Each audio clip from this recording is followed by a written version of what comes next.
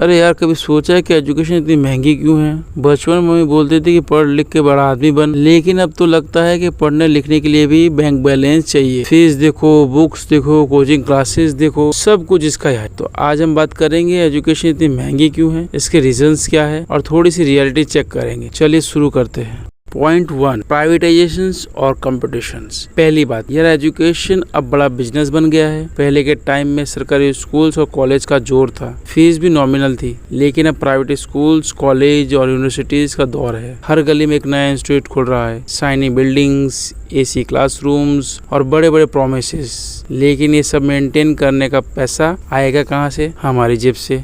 Plus competition भी तो देखो, हर पेरेंट्स चाहता है कि उनका बच्चा एक टॉप स्कूल या कॉलेज में जाए, तो प्राइवेट इंस्टीट्यूट इसका फायदा उठाते हैं। डिमांड ज्यादा है तो फीस भी ज्यादा है, और ब्रांडिंग के चक्कर में वो लोग बोलते हैं हमारे यहाँ वर्ल्ड क्लास एजुकेशन है, बस ये वर्ल्ड क्लास वाला टैग लगाते ही फीस डबल। पॉइंट 2, इंफ्रास्ट्रक्चर और फैसिलिटीज। अब ये भी तो सोचो, आज के स्कूल्स और कॉलेज में क्या क्या है। Smart boards, wifi, lab, sport complexes और कभी कभी तो स्विमिंग पूल भी। ये सब बनाना और चलाने में ढेर सारे पैसे लगते, और वो पैसे आते कहाँ से? जी हाँ, तुम्हारी और हमारी जेब से।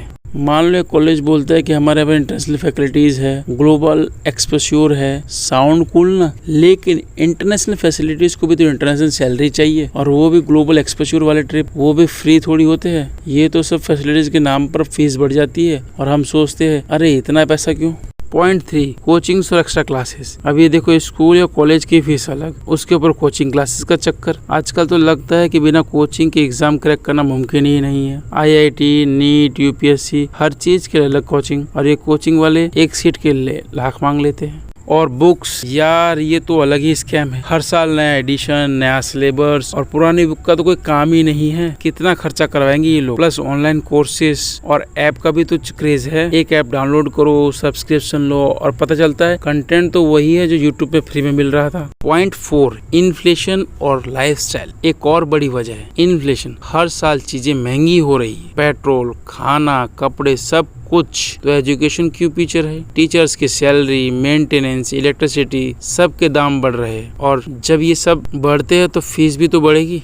और थोड़ा लाइफस्टाइल का भी चक्कर है। आजकल पेरेंट्स और स्टूडेंट दोनों ही टॉप टायर इंस्टीट्यूट में एडमिशन चाहते हैं। कोई छोटा कॉलेज या स्कूल पसंद करता ही नहीं, सबको बड़ा ब्रांड चाहिए, जैसे IIT, IIM या कोई फॉरेन यूनिवर्सिटी। और ये ब्रांड्स अपनी वैल्यू जानते हैं, तो फीस भी तो उसी हिसाब से लेंगे ना। पॉइंट 5, फॉरेन एजुकेशन का क्रेज। अब ये भी तो बात है कि फॉरेन एजुकेशन, हर दूसरे स्टूडेंट बोलता है मैं US और UK जाके पढ़ूंगा, लेकिन वहाँ की फीस, यार ये तो दिल का अटैक देने वाली होती है। एक साल की फीस में तो घर खरीद लो, और उसके ऊपर वीजा, ट्रेवल और लिविंग एक्सपेंसेस। लेकिन क्रेज इतना है कि लोग लोन लेके भी बच्चों को बाहर भेजते हैं।